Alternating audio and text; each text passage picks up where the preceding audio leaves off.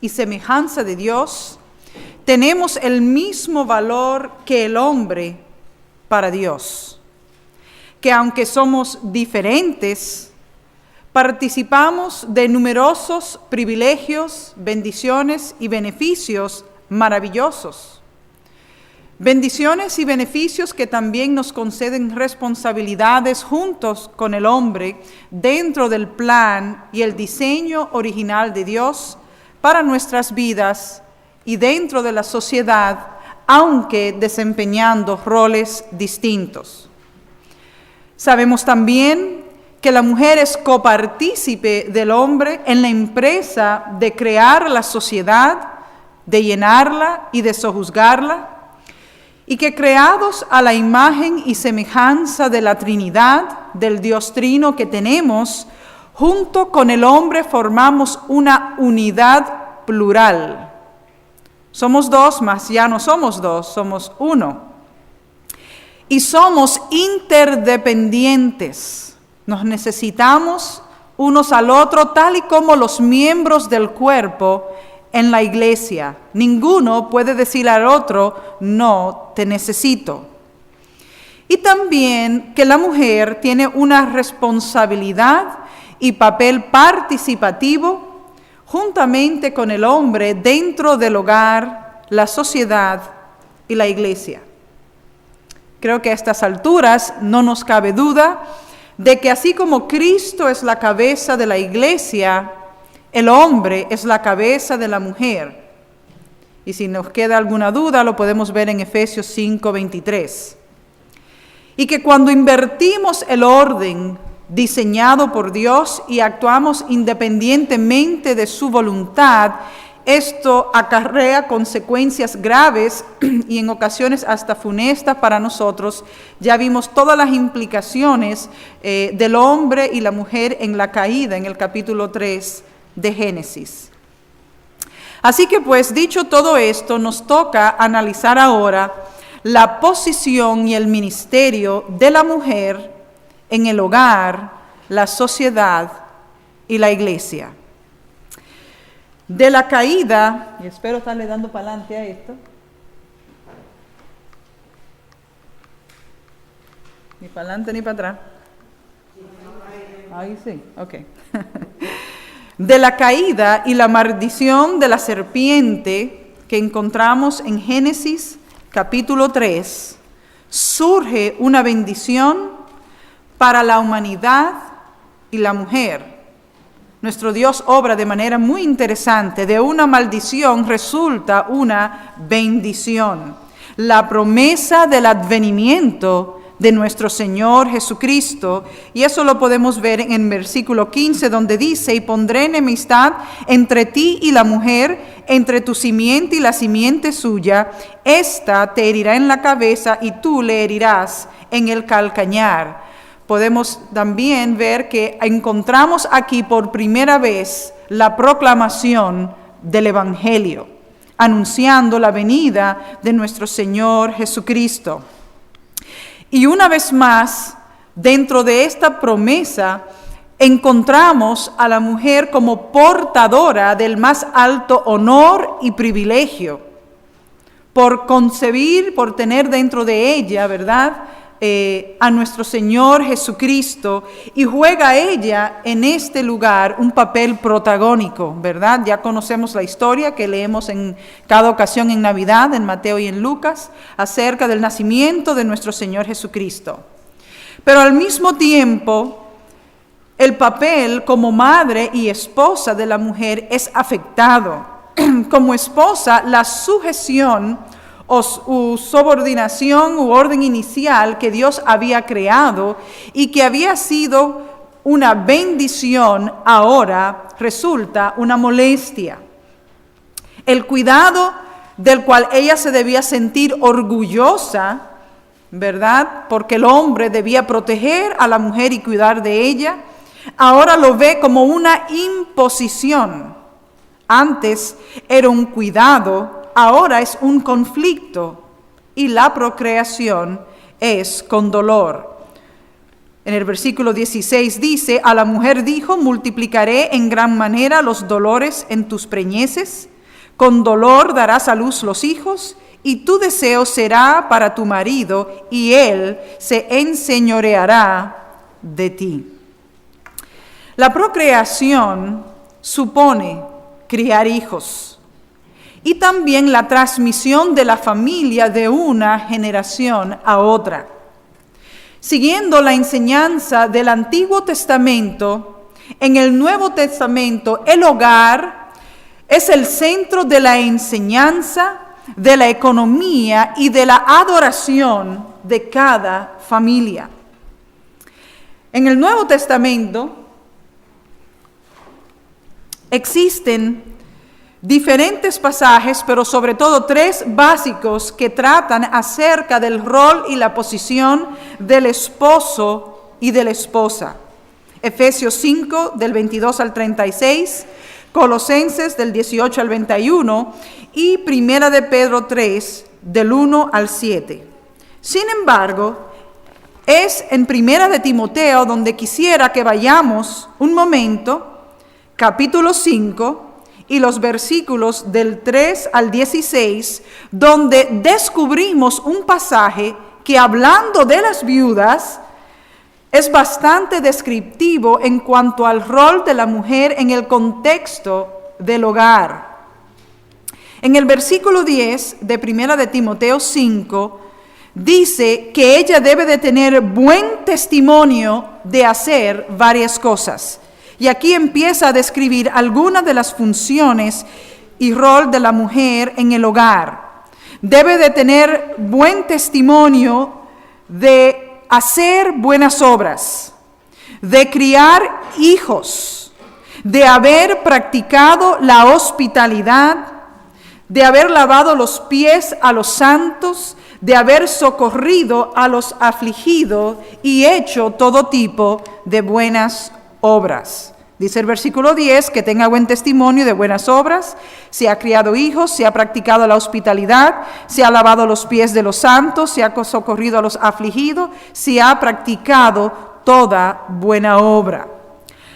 A las viudas más jóvenes se les avisa que deben criar hijos, en el versículo que sigue, gobernar bien su casa y no dar lugar a malas críticas. Dice el versículo 14, quiero pues que las viudas jóvenes se casen, críen hijos, gobiernen su casa, que no den al adversario ninguna ocasión de maledicencia. Y en el libro de Tito, la carta a Tito, capítulo 2, los versículos del 4 al 6, dice que las ancianas de la congregación, o sea, las maduras, y dicho sea de paso, siempre vamos a ser anciana de alguien, porque siempre va a haber alguien menor que nosotros. No está hablando solamente a lo que quizás pudiéramos considerar hermanas mayores, ¿verdad? Aún las jóvenes tienen niñas que son más jóvenes que ella, y este es el papel de todas. Dice que debemos enseñar a las más jóvenes a amar a sus maridos y a sus hijos, a ser prudentes, castas, cuidadosas de su casa, buenas y sujetas a su marido, para que la palabra de Dios no sea blasfemada. Leemos el versículo 4, dice, damos desde el 3, las ancianas asimismo sean reverentes en su porte, no calumniadoras, no esclavas del vino, maestras del bien, que enseñen a las mujeres jóvenes a amar a sus maridos y a sus hijos, a ser prudentes, castas, cuidadosas de su casa, buenas, sujetas a su marido, para que la palabra de Dios no sea blasfemada. Y en Proverbios 31 queda claro por toda la descripción que encontramos ahí el papel de la mujer. Vemos que en tanto Timoteo como en Tito, el papel y el lugar primario de la mujer es en el hogar. Esto juega un papel fundamental, el papel de la mujer dentro del hogar. Tiene que desempeñar su papel gobernativo dentro del hogar con los que están bajo su cuidado. Y noten que en ambos pasajes, tanto de Timoteo como de aquí de Tito, el común denominador en ambos casos es criar hijos, educar hijos. Que el hombre sea la cabeza no exonera a la mujer de su responsabilidad participativa en la educación de los hijos, pero tampoco la convierte en la doméstica, porque a veces tenemos los dos extremos. Como decíamos hace un momento, en Proverbios 31, pasaje que todas conocemos bastante bien, vemos allí que la mujer es la que administra y dirige el hogar. Ella es fuerte, ella es activa, ella es competente. Ella asume la responsabilidad de absolutamente todas las áreas de su hogar y de las personas de su hogar. Esposo, hijos, criados y también aún de los necesitados.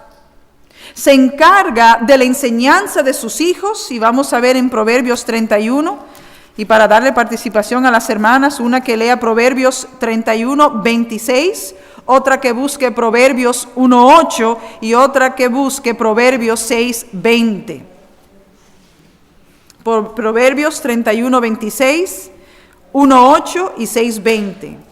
Vemos que ella se encarga de la enseñanza de sus hijos. En la medida que lo tienen, se pueden poner de pie y leerlo en voz alta. 31, 6. 26. Abre su boca con sabiduría y la ley de ciencia está en su lengua. Proverbios 1:8.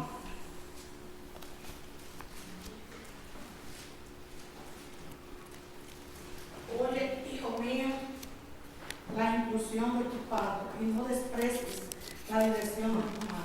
La dirección de tu madre. Y Proverbios 6:20. Guarda, hijo mío, el mandamiento de tu padre y no dejes la enseñanza de tu madre. Amén. La mujer virtuosa también es la que organiza el trabajo, hace inversiones y afecta positivamente la imagen y la vida de su esposo, tanto en lo personal como en la sociedad. Como ayuda idónea, ella compartía activa y responsablemente el señorío de su hogar por iniciativa propia. El marido no tenía que estarla empujando, ella conocía cuál era su rol. Un subordinado competente, y lo podemos ver dentro de la milicia, fortalece la unidad y el éxito de cualquier entidad. Un buen líder tiene que ser y tuvo que haber sido un buen subordinado. Y solo va a poder liderar bien el líder si los subordinados saben acatarse y trabajar en unidad. La sujeción en el Antiguo y en el Nuevo no produce incompetencia, como tampoco produce tensión, sino una relación fuerte y efectiva, tal y como la vemos dentro de la Trinidad de Dios. Cuando existe armonía dentro del hogar, los hijos crecen seguros, la casa está en orden y los vecinos, amigos y sociedad disfrutan la fragancia. Así pues, aunque el hombre es la cabeza, la mujer es el corazón. Qué rico, ¿verdad? Ella es imprescindible para que el hogar funcione bien, para que marche bien. El esposo es el protector y proveedor, pero la mujer gobierna el orden familiar y se encarga asegurándose de que las necesidades particulares de cada miembro, como por ejemplo comida y vestido, estén satisfechas. Lo hace en sujeción a su esposo conforme al plan original y diseño de Dios, pero ella se preocupa de lo particular, mientras que el hombre, por diseño también, se preocupa de lo general. Cada uno de los miembros del cuerpo desempeñando su función interdependientemente y en armonía uno con el otro. En cuanto al rol y honor, para allá. Tampoco. Me está comiendo esto. Ahí va. En cuanto al rol, el honor y la contribución de la mujer en la sociedad, esta se define por su rol dentro del hogar. Otra vez. Y lo mismo aún puede decirse del hombre, ya que el requisito básico para el anciano y diácono, según 1 de Timoteo, capítulo 3 y los versículos del 1 al 2, es gobernar bien su casa, tener a su esposa y a sus hijos en sujeción. Así que el hogar es de suma importancia para Dios. Se espera, por ejemplo, de que el anciano y diácono sepan gobernar bien su casa. Y una mujer competente o virtuosa en el hogar, como ya dijimos, es corona de su marido, y por ella él era conocido aún en las puertas de la ciudad, todo girando y dependiendo de la buena labor que realiza la mujer dentro del hogar. De manera que la proyección de la mujer en la sociedad estaba determinada por su trabajo dentro del hogar. Génesis nos enseña que la primera institución creada por Dios fue la familia. Y en esta empresa encargó tanto a la mujer como al hombre reproducirse para poder crear la sociedad. Cuando dijo en Génesis, fructificad y multiplicaos, llenad la tierra y sojuzgadla. Dentro del contexto de la sociedad, la función de la mujer es procrear hijos. Esa era la parte que a ella le tocaba. Así que dentro de la base de la sociedad encontramos nuevamente a la mujer jugando un papel clave y preponderante. Clave y preponderante. Sus actividades dentro del hogar son importantísimas porque le brindan una oportunidad valiosa para afectar la vida de sus hijos, quienes luego van a salir, siguiendo el mandato de Dios, a multiplicarse y seguir llenando la tierra y sojuzgándola. Así que a través de la enseñanza del hogar, la mujer tiene el poder de impactar de una manera extraordinaria la sociedad en la que estamos. Porque está la mujer en el corazón y la base del hogar mediante la educación de sus hijos. Es la mujer que forma y educa el carácter de los hijos. Así que vemos que dentro de esa empresa, dentro del hogar y dentro de la sociedad, la mujer es clave para el buen funcionamiento, sobre todo que al leer a lo largo del Antiguo y Nuevo Testamento nos damos cuenta que el papel del hombre se realizaba mayormente fuera del hogar, mientras esperaba que la mujer pasara más tiempo en el hogar. De hecho, Pablo elogia la buena labor que hicieron Eunice y Loida, madre y abuela respectivamente, de Timoteo, ¿verdad? Así que nosotras, aunque quizás a veces no lo veamos así, tenemos un poder para poder impactar la vida de las personas, hombres y mujeres del mañana. Formar estos principios y este carácter en sus hijos es la mayor contribución que la mujer puede hacer a la sociedad. No obstante, debemos reconocer también que los avances y la modernización han afectado gravemente el papel y el lugar de la mujer en la sociedad. Muchas de las cosas que se desempeñaban dentro del hogar ahora han sido desplazadas y se realizan en otros ámbitos que no se limitan exclusivamente al hogar. Por ejemplo, ahora, ¿verdad?, salimos a lo que es esto, la iglesia. Y ya toda la vida de adoración no se desempeña en los hogares como encontramos al principio en el Nuevo Testamento. que los hogares eran las mismas iglesias, donde se reunían los creyentes y también donde se llevaba a cabo la educación de los hijos, sino que hoy día hay universidades y otros lugares a donde ellos se desplazan. Esto ha ocasionado que la mujer quede con más tiempo, además de los adelantos de la tecnología y de la ciencia, que le permiten tener más tiempo y buscar otras oportunidades de desarrollo fuera del hogar. Y a esto, definitivamente, también tenemos que añadir el hecho del alto índice de divorcios y de madres solteras que ha ocasionado que la mujer tenga que salir de su hogar para buscar el sustento y las vías de desarrollo para ella y para sus hijos. Pero que la mujer se ocupe debidamente de su hogar no implica que esté confinada a sus cuatro paredes. No es el caso que leemos en Proverbios 31 de la mujer virtuosa y que, como nos conocemos bien la historia, no me estoy tomando el tiempo de leer, ¿verdad? Tenemos en la mujer virtuosa el mejor ejemplo de lo que es una mujer moderna. Una mujer que trabajaba en la casa, estaba al tanto de todas las áreas de la casa y de los que allí vivían, aún de los criados y los necesitados, pero también trabajaba en la calle, ¿verdad? Hacía tapices, los vendía, iba y venía y hacía todo tipo de inversión.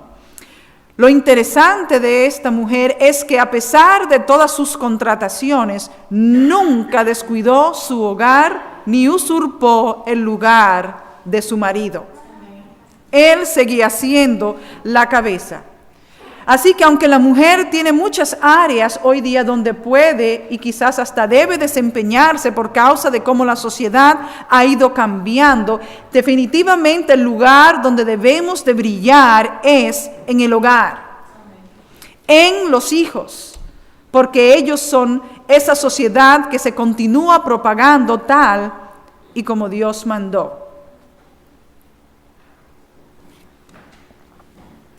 Finalmente,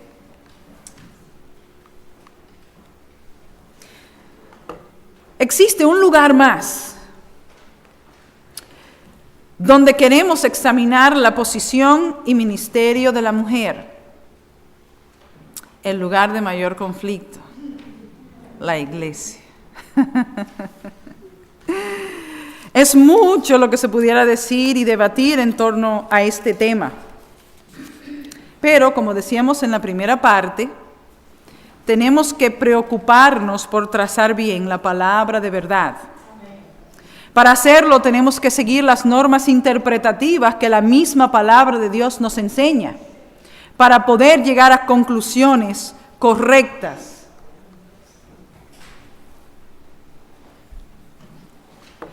Como decíamos al inicio, algo que tenemos que tener muy en cuenta, porque hoy día la gente dice de todo y si no estamos bien informados en la palabra, nos van a dar pato por liebre.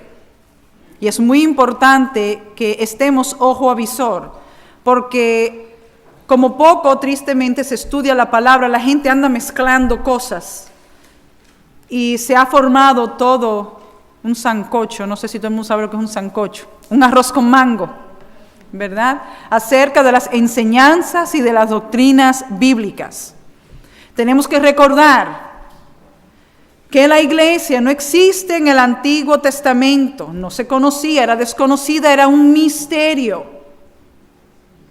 De manera que no podemos ir al Antiguo Testamento en asuntos de orden, de doctrina y de práctica y traerlo de allí y aplicarlo a la iglesia. La iglesia es una entidad, un organismo nuevo y propio del Nuevo Testamento. No hay dirección para ella en el Antiguo, no hay instrucción para ella en el Antiguo, no hay modelo para ella en el Antiguo. Todo está en el Nuevo Testamento, en las epístolas y sobre todo en las pastorales que son Timoteo y Tito. Cualquier asunto de orden y doctrina y de práctica en la iglesia es en el Nuevo Testamento y sobre todo en las epístolas donde nosotros las vamos a buscar, donde las vamos a encontrar y donde están correctamente trazadas para este nuevo organismo que Dios creó. ¿Verdad? Así que vamos a examinar algunos pasajes. Quizás lo más fácil sería concluir y decir que, bueno, como la Trinidad, Dios Padre e Hijo, son masculinos, ¿verdad? Que toda la dirección debiera estar a cargo del hombre. Quizás pudiéramos citar que los libros de la Biblia todos fueron escritos por hombres. Quizás que los 12 apóstoles eran todos hombres, ¿verdad? Quizás también pudiéramos decir que los lugares que encontramos en el Nuevo Testamento de liderazgo están ocupados por hombres. Mas también nosotros sabemos que hay pasajes conflictivos. Y no podemos, a pesar de que todo esto que acabamos de decir es cierto, llegar a conclusiones solo por esto. Así que vamos a examinar un pasaje bastante conflictivo en el libro de Gálatas, capítulo 3. Este es un pasaje muy citado y sacado de contexto. Porque aquí en Gálatas, capítulo 3, hay un versículo de lo más interesante, versículo 28, donde dice: ya no hay judío ni griego, no hay esclavo ni libre, no hay varón ni mujer, porque todos vosotros sois uno en Cristo Jesús. Y es uno de los pasajes favoritos que a las personas les gusta citar para decir: ya no hay hombre ni mujer. Es lo mismo, y no es lo mismo, ni es eso lo que dice el pasaje. En primer lugar, quizás la mayoría de las Biblias de ustedes le va a dar una ayudadita, le va a decir, a partir del versículo 19, hay un subtítulo. Y esto es importante, porque ese subtítulo le va a dar ideas sobre lo que está tratando el pasaje. El pasaje está hablando del propósito de la ley dentro del plan de Dios. Dice el versículo 24, hablando del propósito de la ley dentro del plan de Dios, de manera que la ley ha sido nuestro ayo, nuestra muleta, nuestra institutriz, para llevarnos a Cristo, a fin de que fuésemos justificados por la fe.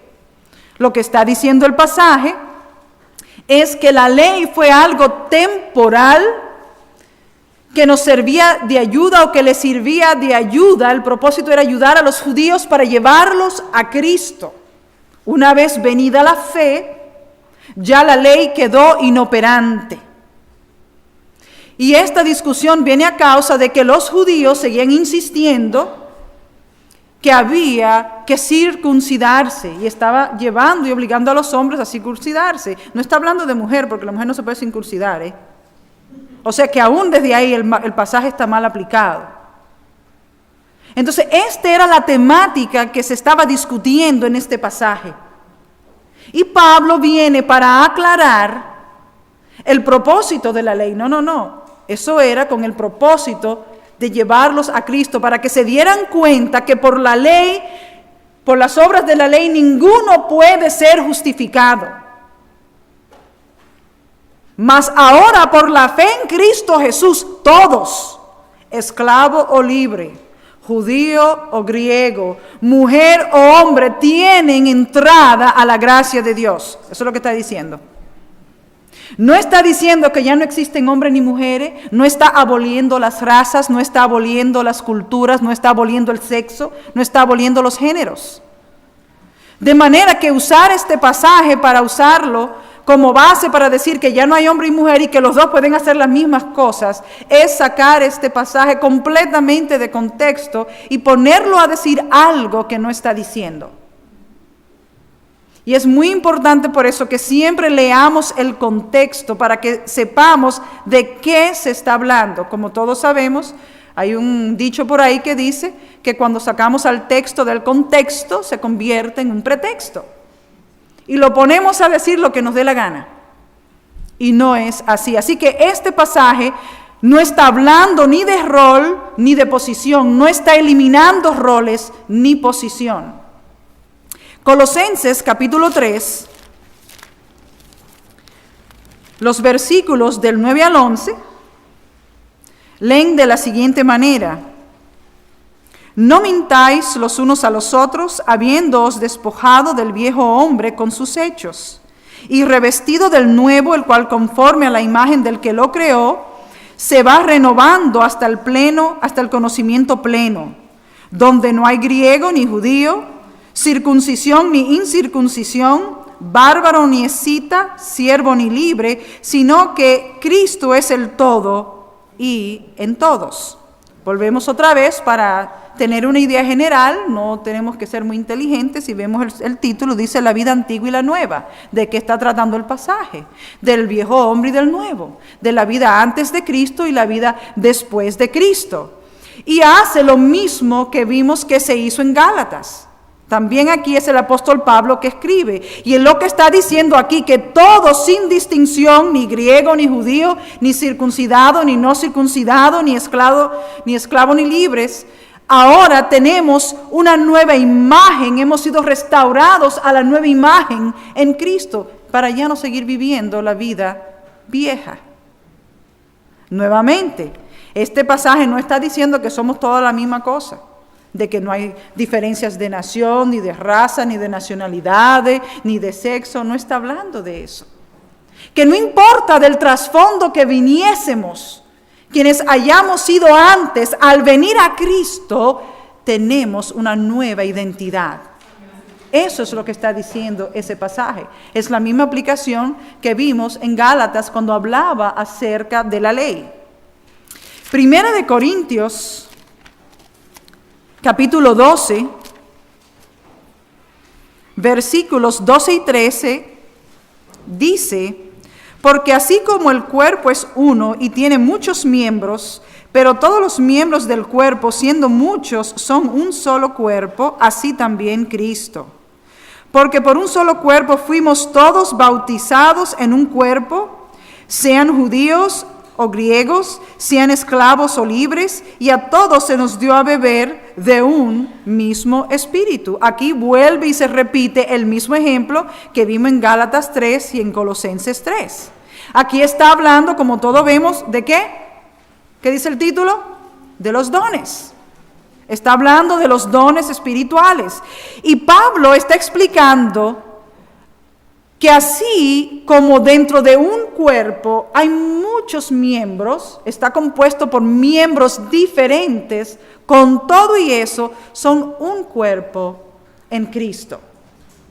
Entonces, de la misma manera que en un cuerpo hay muchos miembros, pero es un cuerpo, así también dentro del redil del Señor hay muchos de diferentes trasfondos, pero somos uno en el Señor, sea judío, sea griego, sea esclavo, sea libre, somos uno en Cristo. Nuevamente, no está diciendo que ya no hay diferencias de naciones, ni de razas, ni de culturas, ni de sexo.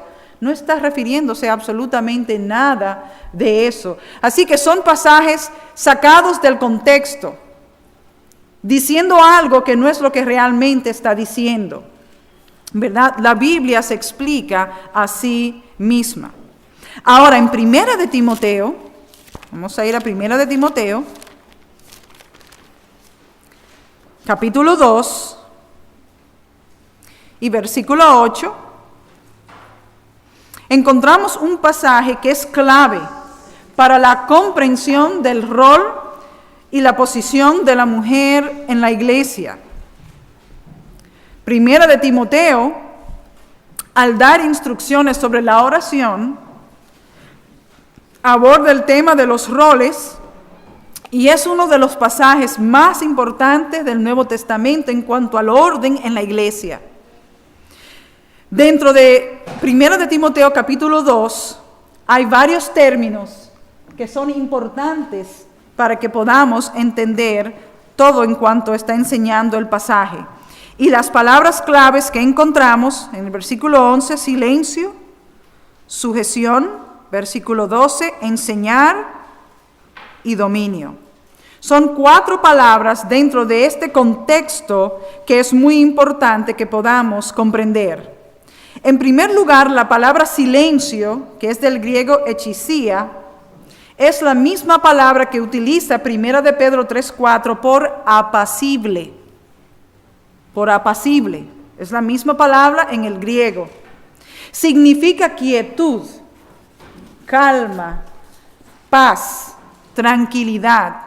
Se refiere a la condición de no ser contenciosa, argumentativa, sino receptiva, dispuesta a aprender y a obedecer. No es la palabra sigao, lo que pasa es que en español silencio es silencio, pero en griego son dos palabras diferentes. Y la traducimos igual en español, silencio, porque es la palabra que tenemos. Si vamos a 1 Corintios 14:34, cuando está hablando de la mujer callarse y del silencio, ¿verdad? Esa es la palabra sigao, que significa no emitir sonido. Pero no es esa la palabra que se está usando aquí. La palabra hechicía está íntimamente relacionada con subordinación o sujeción que encontramos aquí mismo en el versículo 11. Son palabras que están relacionadas. Y sujeción o subordinación es un término militar que significa estar bajo orden.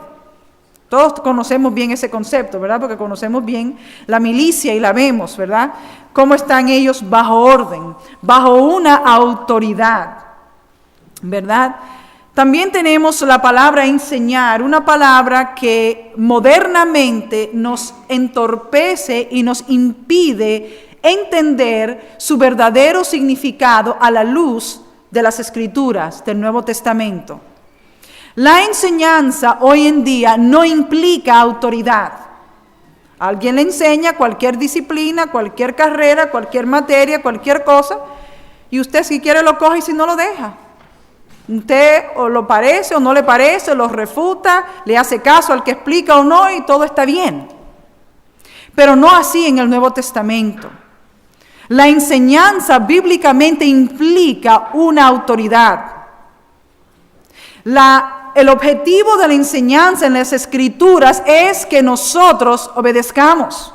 No es para ser simples oidores olvidadizos. No es para llenarnos de información histórica, arqueológica o académica. Es para que transforme nuestra vida. Y en cada una de las ocasiones donde en las Escrituras vemos el papel de la enseñanza, esto implicaba una relación entre el aprendiz o el enseñado y el instructor. Lo vemos en relaciones como padre e hijos. No es opcional para los hijos obedecer. Bueno, aunque hoy día se ha vuelto un relajo, ¿no? Pero se supone que no es así. Lo vemos entre esposa y esposo. Lo vemos en el seno de una congregación entre ancianos y los hermanos en la iglesia. Es un papel de autoridad en las Escrituras. Es un papel de aquel que está en dominio. No es el término liviano que empleamos hoy a nivel de enseñanzas, y esto es muy importante. Porque se supone que debemos en la iglesia reconocer la autoridad que Dios ha puesto. Y nuevamente supone una autoridad y un subordinado, uno que instruye y otro que obedece. Uno que está en autoridad y otro que está bajo sujeción. Y recordemos que sujeción es obediencia, ¿verdad? Estar bajo orden. El que enseña es la autoridad, el que aprende está bajo orden.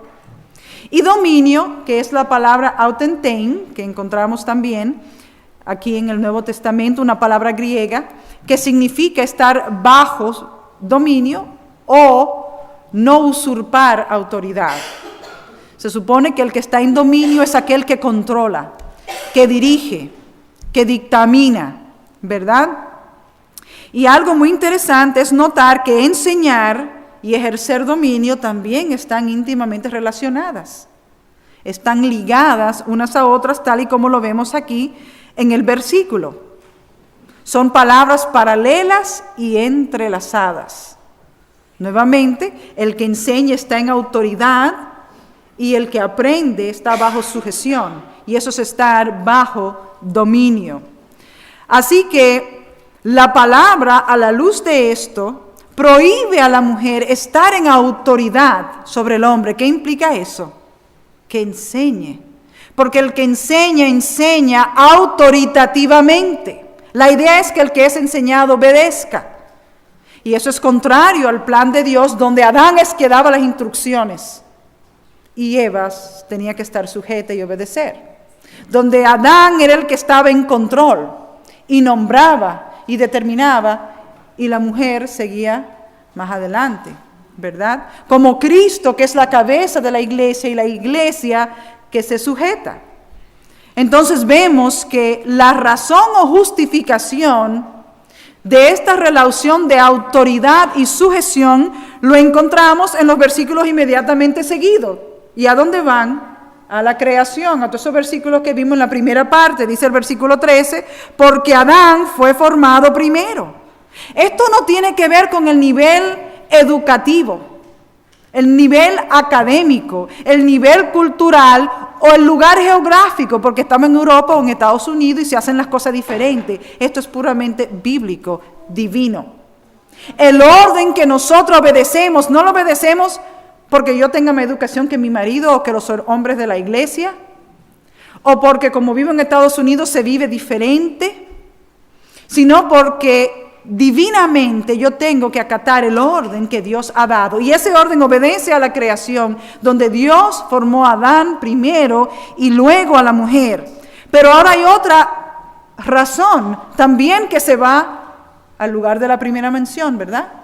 Allá Génesis, dice el versículo 14, y Adán no fue engañado, sino que la mujer, siendo engañada, incurrió en transgresión. Por diseño, porque así lo hizo Dios, porque formó a Adán primero y ese fue su propósito, porque Adán, que es masculino, es el reflejo de Dios, que es masculino. Y Dios desde antes de la caída así lo puso. Pero aún después de la caída, ¿verdad? Está citando que la mujer fue la engañada y no el hombre. Fue lo que Dios hizo y lo determinó desde el principio. Es el orden que nosotros debemos de seguir y debemos de obedecer.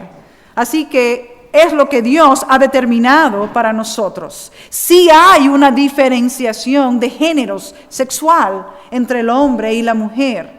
Y es así intencionalmente, creado así por Dios desde el principio. Así que la Biblia prohíbe a la mujer estar en autoridad sobre el hombre. Esto implica que la descalifica para ocupar un lugar gobernativo en la iglesia. Y si yo estuviera en otro sitio me cayeran a pedradas. Porque hoy lo que más vemos son pastoras. A nivel de televisión y de todo, ¿no? Hoy yo estoy más obsoleta y anticuada para el mundo. Bueno, lo está la Biblia, ¿no? Lo está la Biblia.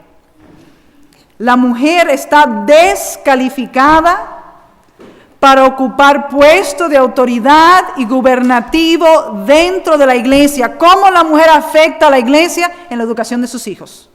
Creando hombres de valor para la gloria de Dios. Hombres y mujeres de Dios para la gloria de la sociedad. Ahí está el papel de la mujer. Ahí está su función, en ese papel que hemos querido abandonar y que de hecho muchos han abandonado. Y por eso está la sociedad como está.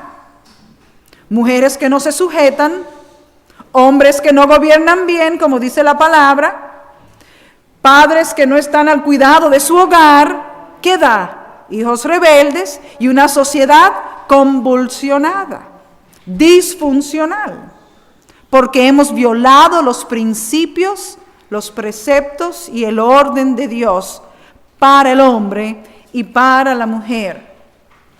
Hace unos años yo fui a Massachusetts y fui a New Hampshire y todo lo que es Nueva Inglaterra por aquí arriba. Me invitaron a unas reuniones de lo más interesante, por llamarle de alguna manera, y me encuentro que en Massachusetts ellos tienen la moda de que la mayoría de los hombres adoptan el apellido de la mujer en vez de la mujer el del hombre. Interesante. Rebelión, porque si es la mujer que tiene que llevar el apellido del hombre. Bueno, dice la Biblia que Dios trajo Eva a Adán. Y el nombre de Eva se derivó del de Adán. Ella fue llamada varona porque salió del varón. No se le cambió el nombre a él y se le puso Evo. ¿Verdad que no? Y entonces todo eso sucede cuando nosotros queremos, ¿verdad?, hacer un arroz con mango con las cosas de Dios. Algo más que refuerza este concepto es los versículos que siguen. Fíjense que en capítulo 3, hablando de todo esto, de los roles del hombre y la mujer, ¿qué va a hacer? Hablar de los requisitos del obispo y de los diáconos. Está hablando del orden de Dios dentro de la congregación. Ya dijo cómo quería el orden con el hombre y la mujer, se remonta al principio. Y se remonta a dos principios de la creación, porque Adán fue primero y segundo, porque la mujer fue la que fue engañada. Sí, es verdad que Adán no estaba haciendo lo que tenía que hacer, pero nosotros sabemos que nosotros corremos bastante, ¿no? Bueno, por diseño somos así. Y el Señor nos tiene que poner un freno, porque miren, no es fácil. Miren, ustedes saben de eso más que yo, pero yo no estoy casada ni tengo hijos, ¿no? Cuidar al marido, cuidar a los hijos, mantener la casa, los criados. Uno misma, porque nadie se ocupa de uno, ¿no?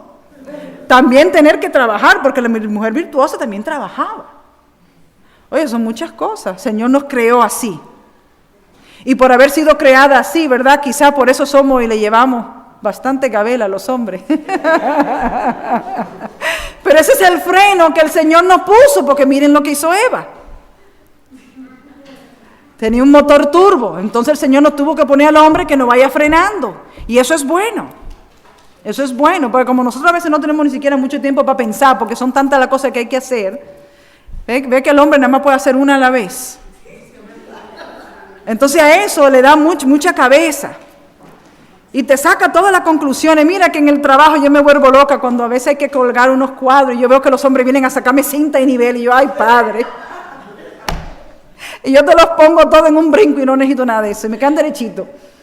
Eso es increíble, pero así somos por diseño. Pero qué bueno, porque si no estuviésemos así, ¿verdad? Y con todo eso a veces chocamos. Pero es la manera tan maravillosa que el Señor nos ha creado. Así que, dicho todo esto, ¿cuál es la posición o rol de la mujer en la iglesia? Bueno, ya leímos en Tito, ya leímos en Timoteo que ella es de soporte, hospitalidad, apoyar a la obra misionera. Y lo podemos ver a través de muchos versículos que no vamos a ir citando ahora, a través de la palabra. Ministerios de caridad. Hay muchos ministerios a los necesitados en los cuales nosotros podemos trabajar. Buenas obras. Ahí hay una gama amplia dentro de buenas obras. La enseñanza de las damas, de las más jóvenes, de los niños. Hay mucho campo para nosotros trabajar dentro de la iglesia. Hay mucho campo para nosotros destacarnos en la sociedad a través de las vías correspondientes. Así que la labor de soporte, que nos, miren, si nosotros nos vamos y dejamos a los hombres solos, yo creo que ellos cierran la iglesia. Pero ellos son la cabeza. Él es el jefe, ¿verdad? Mi jefe es el jefe. Yo hago todo el trabajo y si la cosa funciona bien o mal, soy yo. Pero él es el dueño. Ni modo. Entonces ellos son la cabeza, pero nosotros somos la espina dorsal, ¿verdad? Somos sumamente importantes. Así que es indiscutible, hermanas, el valor que nosotras tenemos dentro del hogar, dentro de la sociedad y en la iglesia. Jugamos un papel clave, jugamos un papel realmente importante. Tenemos nuestras manos llenas, bueno, ustedes sobre todo, las que están casadas y tienen hijos, porque son tantas las áreas a las que tienen que tener cuidado. ¿Es cierto o no es cierto que el hombre atiende a lo general? Ay, yo traje el dinero a la casa, ellos lo dicen muy orgulloso. Pero bueno, sacar números para que eso dé para la luz, para el esto, para lo otro, la comida, para la ropa de los muchachos, porque ahí viene el invierno, porque ya crecieron, que los zapatos. ¿Cuál de sus hijos sabe el número de la ropa o de los zapatos de sus hijos? Yo estoy seguro que la mayoría no. Esas son cosas que sabe la mujer. Mire, mi mamá hasta los otros días combinaba a mi papá. Él le sacaba la ropa y hasta las medias. Cuando lo veíamos con unas medias de color raro, ah, mami, no te sacó la ropa hoy. Eso es así. Claro, hay excepciones a las reglas, ¿no? Pero no es el común. Así que Dios nos hizo diferente a propósito. Dios nos hizo bellas, nos hizo sensibles, Nos hizo con una capacidad de sufrimiento tremenda, tremenda, ¿verdad? Pero también nos ha dado una capacidad para adorar sin igual. Y lo vemos a lo largo también de la Escritura. Desde nuestra posición tenemos el poder para impactar sociedades enteras, porque está en nuestras manos los hombres y las mujeres del mañana, ahí en nuestros hogares. Cada una de nosotras, y con eso impactar la eternidad. Oigan bien, la eternidad. Las cosas de mayor importancia y valor la manejamos nosotras las mujeres, no los hombres, porque tenemos esa capacidad y esa sensibilidad con la cual nos ha dotado Dios para desempeñar bien el papel que nos ha dado. Que la conciencia y comprensión de nuestro rol y posición nos ayude a respetar, ¿verdad?, a valorar y a afirmar el orden determinado por Dios en el hogar, la sociedad y la iglesia. Que podamos cumplir nuestro ministerio, como le dijo Timoteo a Tito y a Arquipo, ¿verdad?, con todos sus requisitos, y son muchos para nosotros, sin dejar nada por hacer. Que nos mantengamos en el pleno ejercicio de nuestro rol y de nuestro ministerio como mujer, que es amplio, y que lo hagamos con excelencia durante todo el curso de nuestra vida. Que el Señor les bendiga.